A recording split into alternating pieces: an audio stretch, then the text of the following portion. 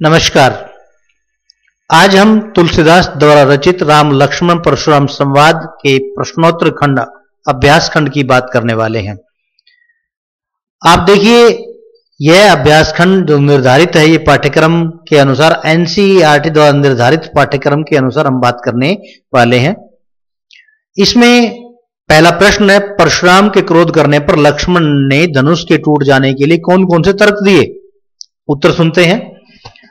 परशुराम के क्रोध करने पर लक्ष्मण ने धनुष के टूट जाने के निम्नलिखित तर्क दिए। पहला, हमें तो यह असाधारण शिव धनुष साधारण धनुष की भांति लगा। 2 नंबर पे, श्री राम को तो यह धनुष नए धनुष के समान लगा। 3, श्री राम ने इसे तोड़ा नहीं बल्कि उसे छूते ही यह धनुष स्वतः ही टूट गया। नंबर 4, इस धनुष को तोड़ते हुए उन्होंने किसी लाभ हानि के विषय में नहीं सोचा था। नंबर 5, उन्होंने ऐसे अनेकों धनुषों को बालपन में यूं ही तोड़ दिया था, इसलिए यही सोचकर उनसे यह कार्य हो गया।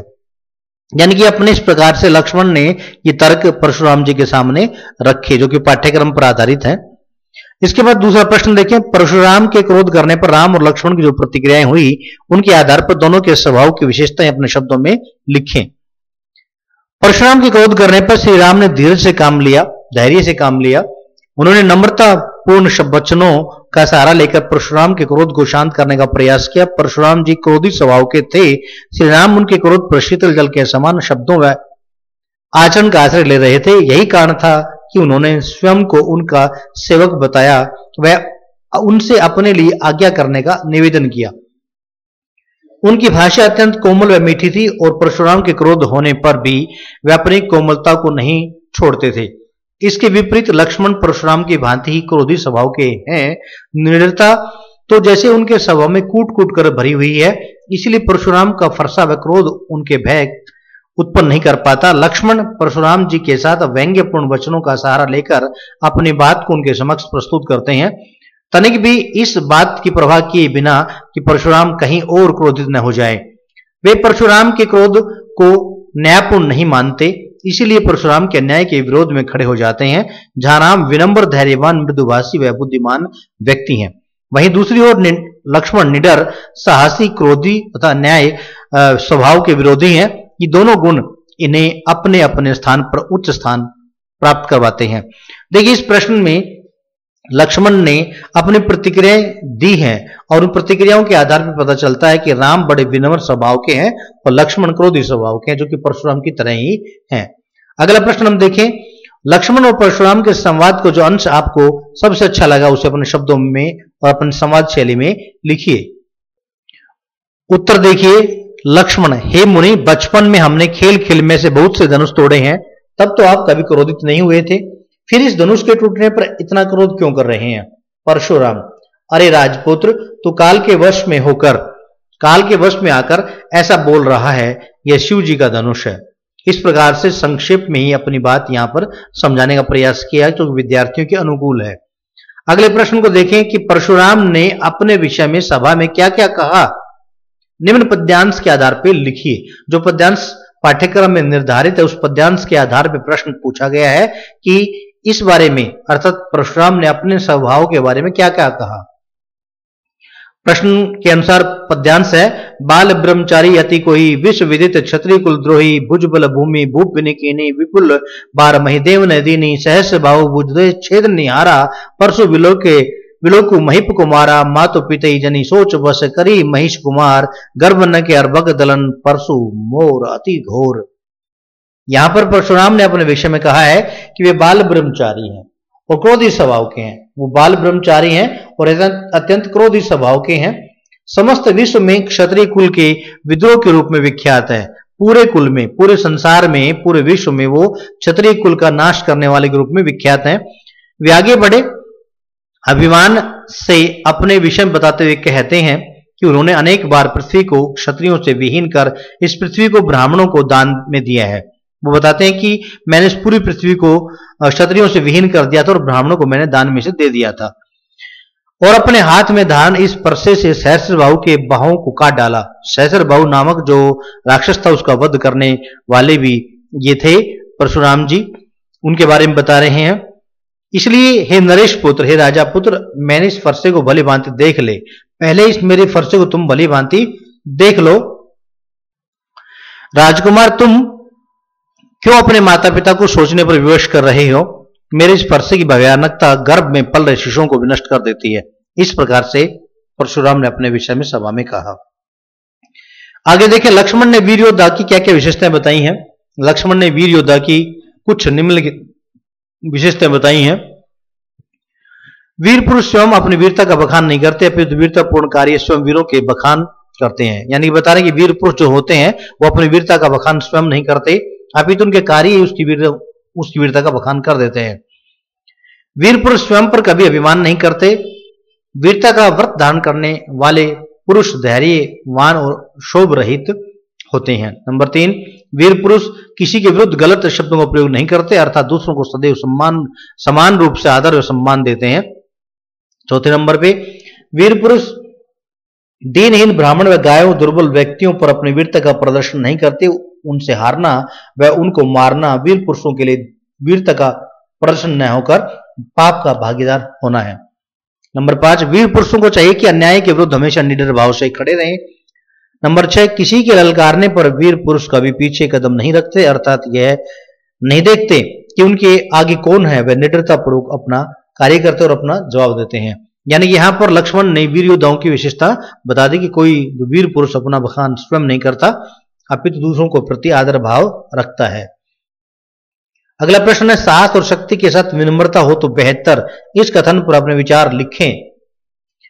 उत्तर देखिए, साहस और शक्ति से ये दो गुण एक व्यक्ति को वीर या श्रेष्ठ बनाते हैं। यदि किसी व्यक्ति में साहस विद्यमान है तो शक्ति स्वयं ही उसके आचरण में आ जाएगी, परंतु जहां तक एक व्यक्ति को वीर बनाने में सहायक गुण होते हैं, वही दूसरे और इनकी अधिकता एक व्यक्ति को अभिमानी व दंड बना देती है। कारणवश या कारण ही वे इनका प्रयोग करने लगते हैं, परंतु यदि विनम्रता इन गुणों के साथ आकर मिल जाती है तो वह उस व्यक्ति को श्रेष्ठतम वीर की श्रेणी में ला देती है, जो साहस और शक्ति में अहंकार का समावेश करती है। विनम्रता उसमें सदाचार व मधुरता भर देती है। वह किसी भी स्थिति को सरलता पूर्वक शांत कर सकती है। जहां परशुराम जी साहस व शक्ति का संगम है, वही राम विनम्रता साहस व शक्ति का संगम है। उनकी विनम्रता के आगे परशुराम जी के अहंकार को भी नतमस्तक होना पड़ा, नहीं तो लक्ष्मण जी के द्वारा परशुराम जी को शांत करना संभव नहीं था। यानी प्रश्न था कि साहस और शक्ति के साथ विनम्रता हो तो बेहतर है। इस कथन को अपने विचारों में लिखना था। इसमें बताया गया कि यदि परशुराम क्रोधित है तो राम वहां पर क्या है, शांत स्वभाव के मधुर वाणी विनम्रता के परिचायक हैं। परंतु यदि लक्ष्मण को संघर्ष करना पड़ जाता तो लक्ष्मण भी क्रोधित थे और वह परशुराम को शांत नहीं कर सकते थे। अगला प्रश्न देखें, जो भाव स्पष्ट करने को लेकर के है, जो 3 भागों में विभाजित है यहाँ पर क, ख और ग में। पहला देखें, व्यसु लखनु बोले मृदुवानी, अहो मनुष्य महावट मानी, पुनि पुनि मोहित देखाऊ कुठारू, चाहे तो उड़ावन फूकी पहाड़ू। पहले इसका उत्तर हम देने की कोशिश करेंगे, इसका भाव स्पष्ट करने की कोशिश करेंगे। इसमें हमने देखना पड़ेगा कि प्रसंग भी हम इसमें बता सकते हैं कि प्रस्तुत पंक्तियां तुलसीदास द्वारा रचित रामचरितमानस के खंड से ली गई हैं और जो कि बाल कांड उससे कांड से ली गई हैं। इन पंक्तियों में लक्ष्मण जी द्वारा परशुराम के बोले हुए शब्दों का प्रत्युत्तर देने का प्रयास किया गया है। उत्तर देखें, भाव देखें। भाव यह है कि लक्ष्मण जी मुस्कुराते हुए मधुर वाणी में परशुराम पर व्यंग्य करते हुए कहते हैं कि हे मुनि, आप अपने अभिमान के वश में हैं। मैं इस संसार का श्रेष्ठ योद्धा हूं। आप मुझे बार बार अपना फरसा दिखाकर डरा रहे हैं। आपको देखकर ऐसा लगता है कि मानो फूंक से आप पहाड़ उड़ाने का प्रयास कर रहे हो। अर्थात जिस तरह एक फूंक से पहाड़ नहीं उड़ सकता, उसी प्रकार मुझे बालक समझने की भूल मत कीजिए। या मिस प्रिंटर कुछ यहाँ पर बालक समझने की आप भूल मत कीजिए, क्योंकि मैं कोई बालक नहीं हूं और तुम इस प्रकार से मुझे बालक समझने की जो भूल करोगे, जो कि उचित नहीं है। मैं आपसे इस फरसे को देखकर डर जाऊंगा, ऐसा आप न माने। यहां पर इसको हम अगर ठीक करने का प्रयास करें तो एक बार कर देते हैं। भूल मत करें कि मैं आपके इस फरसे को देखकर डर जाऊंगा। दूसरा जो हमारा पद है, पंक्तियां हैं, यहां कुम्मड़ बतियां कोई नहीं, ये जे तजने देखी मरी जाई, देखी कुठार सरासन बाना, मैं कछु कहा सहित अभिमाना। यहां देखें, प्रस्तुत पंक्तियां तुलसीदास द्वारा रचित रामचरितमानस से ली गई हैं।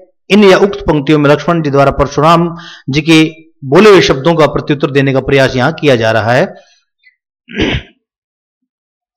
भाव यह है कि इन पंक्तियों का भाव हम समझाने का प्रयास करें कि भाव यह है कि लक्ष्मण जी अपनी वीरता और अभिमान का परिचय देते हुए कहते हैं कि हम भी कोई कुम्मड़ बतिया नहीं है जो किसी की भी तर्जनी देकर मुरझा जाएं। कुम्मड़ बतिया का मतलब जैसे कि एक फल जो तर्जनी दिखाते ही एक तरह से मुरझा जाता है, ऐसा नहीं है कि हम कोई मुरझा जाएंगे। मैंने फरसे और धनुष बाण को अच्छी तरह से देख लिया है, इसलिए ये सब आपसे अभिमान सहित कह रहा हूं।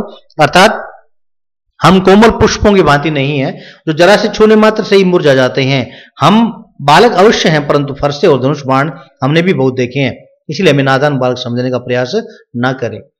तीसरा जो पद है, इसकी जो व्याख्या करनी है, इसका भाव समझाना है। गादी सुनु कहे हृदय असी मुनि हरिय सूज अयमय खांड ने उखमय अजू ने बूझ अबूझ। यहां पर भी यह रामचरितमानस का ये अंश है। इसकी आगे व्याख्या करते हुए कहेंगे कि विश्वामित्र जी अपने हृदय में मुस्कुराते हुए परशुराम की बुद्धि पर तरस खाते हुए मन ही मन हंसते हैं और कहते हैं कि गादी सुत अर्थात परशुराम जी को चारों ओर हरा ही हरा दिखाई दे रहा है। तभी तो वह दशरथ पुत्रों अर्थात राम और लक्ष्मण को साधारण क्षत्रिय बालकों की तरह ले रहे हैं। जिन्हें गन्ने की खांड समझ रहे हैं वे लोहे से बनी तलवार की भांति हैं। अर्थात ये भगवान विष्णु के रूप में राम व लक्ष्मण को सामान्य मानव बालकों की भांति ले रहे हैं। वे ये नहीं जानते कि जिन्हें वे गन्ने की खांड की तरह कमजोर समझ रहे हैं वो पल भर में इनको अपने फरसे से काट डालेंगे। समझ रहे हैं कि पल भर में इनको वे अपने फरसे से काट डालेंगे, परंतु परशुराम ये नहीं जानते कि लोहे की बनी तलवार की भांति हैं। इस समय परशुराम की स्थिति सावन के अंधे की भांति हो गई है, जिन्हें चारों ओर हरा ही हरा दिखाई दे रहा है। अर्थात उनकी समझ में अभी क्रोध और अहंकार के वश में परशुराम जी हो गए हैं। इस प्रकार से इस पद का इन पंक्तियों का भावार्थ इसी प्रकार से था। आगे देखें, अगला प्रश्न पढ़े हम। पाठ के आधार पर तुलसी के भाषा सौंदर्य पर 10 पंक्तियां लिखें। तुलसीदास द्वारा लिखित रामचरितमानस अवधी भाषा में लिखी गई है। यह काव्यांश रामचरितमानस के बालकांड से लिया गया है। इसमें अवधी भाषा का शुद्ध रूप में प्रयोग देखने को मिलता है। तुलसीदास ने इसमें दोहा, छंद, चौपाई का बहुत ही सुंदर प्रयोग किया है, जिसके कारण काव्य के सौंदर्य और आनंद में वृद्धि हुई है। भाषा में लयात्मकता बनी हुई है। तुलसीदास जी ने अलंकारों के सटीक प्रयोग से इसकी भाषा को और भी सुंदर और संगीतात्मक बना दिया है। इसकी भाषा में अनुप्रास अलंकार, रूपक अलंकार, उत्प्रेक्ष अलंकार, पुनरुक्ति प्रकाश अलंकार आदि अनेक अलंकारों का दिखता है। इस काव्यांश की भाषा में व्यंग्यात्मकता का सुंदर समायोजन हुआ है। इस प्रकार अगला प्रश्न देखें। इस पूरे प्रसंग में व्यंग्य का अनूठा सौंदर्य है, उदाहरण के रूप में हम स्पष्ट करें। पूरे प्रसंग में यानी कि इस प्रकार की हम जो अभ्यासगत बात कर रहे हैं, अभ्यास खंड के आधार पे हमने पूरा जो रामचरितमानस का एक बालकांड है, उस बालकांड का एक अंश हमारे पाठ्यक्रम में लगा था, राम लक्ष्मण परशुराम संवाद। उस अंश की बात ही कर रहे हैं, उस प्रसंग की बात ही कर रहे हैं, क्या उसमें व्यंग्य था या नहीं। इस प्रश्न के आधार पर उसी ओर संकेत किया गया है। जैसे तुलसीदास द्वारा रचित रामचरितमानस के काव्यांश में तुलसीदास जी ने लक्ष्मण जी के माध्यम से स्थान स्थान पर व्यंग्य का अनूठा प्रयोग किया है। जैसे हम देखें, बहु धनुई तोरी लदिकाई कबू ने असी रीस किन्ने गोसाई। लक्ष्मण जी परशुराम जी से धनुष को तोड़ने पर व्यंग्य करते हुए कहते हैं कि हमने अपने बालपन में ऐसे अनेकों धनुइयां तोड़ी हैं, ऐसे छोटे छोटे अनेक धनुष तोड़े हैं, तब तो हम पर किसी ने क्रोध नहीं किया। दूसरा देखें, गादी सुनो कह हृदय हंसी मुनि हरिय सूज अय में खांड उख में अजू ने बूझ अबूझ। अब गादी सुध यहां विश्वामित्र जी परशुराम की बुद्धि पर मन ही मन प्रसन्न होते हुए व्यंग्य करते हैं कि मन ही मन कहते कि परशुराम जी राम लक्ष्मण को साधारण बालक समझ रहे हैं। उन्हें तो ये परशुराम ऐसा समझ रहे हैं जैसे कि यह तो क्या है, गन्ने के बने हुए खांड की भांति हैं, जबकि वो तो स्वयं क्या है कि एक लोहे की तलवार की भांति है। और ऐसा प्रतीत हो रहा है परशुराम को कि चारों ओर उन्हें हरा सुझाई दे रहा है, जबकि वो भूल रहे हैं कि राम और लक्ष्मण तो लोहे की तलवार की भांति है। निम्नलिखित पंक्तियों में प्रयुक्त अलंकारों का वर्णन करना है। देखिए, ये स्वाभाविक सत्य है कि कोई भी कवि अपनी बात कहता है तो उनकी कविताओं में अलंकारों का सामंजस्य होना स्वाभाविक है। और यहां पर कुछ पंक्तियां दी गई हैं अभ्यास खंड के आधार पर, जिन पे हमें अलंकारों की बात करनी है। जैसे पहला क में हम चलें, बालकू बोली बंदो नहीं तो ही। अब बालकू बोली बंदो नहीं तोई, इस पंक्ति में ब, ब और ब की आवृत्ति होने के कारण, एक ही वर्ण विन्यास, वर्ण की बार बार आवृत्ति होने के कारण यहां पर अनुप्रास अलंकार है। यानी कि अनुप्रास अलंकार की इस पंक्ति में या उक्त पंक्ति में ब वर्ण की बार बार आवृत्ति हुई, इसलिए यहां पर अनुप्रास अलंकार है। दूसरा देखें, कोटि कुलिस सम वचन तुम्हारा। अब कोटि कुलिस सम वचन तुम्हारा, इसमें भी क्या है, क वर्ण की आवृत्ति बार बार हुई है, इसलिए यहां पर भी कौन सा अलंकार है, अनुप्रास अलंकार है। इसके साथ साथ हम बताएंगे इसके अंदर उपमा अलंकार भी है, क्योंकि उपमा अलंकार कोटि कुल सम जैसे कि हमने अपने अलग अलग वीडियो में बताने का प्रयास किया, जो अलंकारों को लेकर हम वीडियो पहले बना चुके हैं, आप सब उन वीडियो को जरूर देखें, जो अलंकारों को बहुत सुंदर ढंग से समझाने का प्रयास किया, जिनका लिंक मैंने अपने इस वीडियो के डिस्क्रिप्शन बॉक्स में दिया हुआ है, उसको आप उठाएं और चुनें और वहां से आप देखने का प्रयास करें, और स्मार्ट हिंदी वर्ल्ड को जरूर आप सब्सक्राइब कर लें, अपने दोस्तों तक जरूर पहुंचाएं। अब देखिए, सम शब्द उपमा अलंकार की पहचान होता है, और उपमा अलंकार यहां पर बताया गया है कि कोटि कुल सम वचन में उपमा अलंकार, क्योंकि परशुराम जी के एक एक वचनों को वज्र के समान बताया गया है। तीसरा देखिए, ग का, तुम तो काल हाक जनु लावा। अब तुम तो काल हाक जनु लावा, बार बार मोही लागी बुलावा। इसमें भी कुछ अलंकार हैं, जैसे उत्प्रेक्षा अलंकार की हम बात कर लें पहले, काल हाक जनु।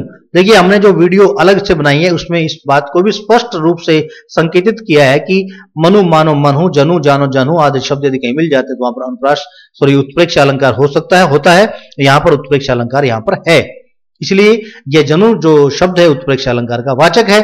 दूसरा, इसमें एक अलंकार हमारे सामने और है, उसको हम देख लें कि यहां पर बार बार शब्द दिया गया है। बार बार इसलिए आता है कि एक शब्द की बार बार आवृत्ति होती है, तो पुनरुक्ति प्रकाश अलंकार वहां पर होता है, और बार बार शब्द यहां दो बार लिखा गया है, दो बार आया है, इसलिए यहां पर पुनरुक्ति प्रकाश अलंकार है। इसके बाद देखिए, घय पे लखन उत्तर आहुति, सरिस भृगुवर को पुकृशानु, बढ़त देखी जलसम बोले वचन, बढ़त देखी जलसम वचन बोले रघुकुल भानु। अब इस दो पंक्तियों में उपमा अलंकार है और रूपक अलंकार है। उपमा अलंकार को देखें, उत्तर आहुति सरिस, यहां पर सरिस शब्द जो आया है उस सरिस के आधार पे, जैसे कि हमने बताया कि वीडियो के अंदर आप देखेंगे, दूसरी वीडियो जो अलंकारों वाली वीडियो में आपको समझ में आ जाएगा कि कहां पर क्या शब्द होने से कौन सा अलंकार है। बड़ी सुंदर ट्रिक भी बताने का प्रयास किया है, किस तरह से अलंकार को आप तुरंत पहचान सकते हैं। तो यहां पर सरिस शब्द आया, इसलिए यहां पर उपमा अलंकार है। जल सम, यहां पर भी उपमा अलंकार है, जैसे कि सम शब्द भी यहां पर आया है, और सम का जैसे हमने बताया था अभी थोड़ी देर पहले भी कि सम जहां पर मिलेगा, सरिस जहां पर मिलेगा वहां पर उपमा अलंकार होता है, क्योंकि भगवान राम के मधुर वचन जल के समान कार्य कर रहे हैं। यहां पर अनुप्रास उपमा अलंकार है। आगे रूपक अलंकार की बात करें, रघुकुल भानु में रूपक अलंकार है। रघुकुल भानु, रघुकुल के सूर्य है, अर्थात रघुकुल के सूर्य रूपी श्री राम, या श्री राम को रघुकुल का सूर्य कहा गया। श्री राम के गुणों की समानता सूर्य से की गई, इसलिए यहां पर रूपक अलंकार है। धन्यवाद। My YouTube channel is smart Hindi world, doctor Basant Bansal. आप जरूर इस चैनल को सब्सक्राइब करें, लाइक करें, शेयर करें, अपने दोस्तों तक पहुंचाएं, और बेल आइकन को जरूर दबाएं। बेल आइकन दबाने का अभिप्राय ये होता है कि जैसे आप बेल आइकन दबाएंगे तो उसके बाद आपको जब भी मैं वीडियो डालूंगा अपने YouTube चैनल पर, आपको तुरंत उसका नोटिफिकेशन प्राप्त होगा, और नोटिफिकेशन के साथ ही आप को पता चलेगा कि मैंने नई वीडियो अपलोड कर दी है। तुरंत आप मेरे चैनल पर, YouTube चैनल पर जाकर के उस वीडियो को देख सकते हैं। धन्यवाद।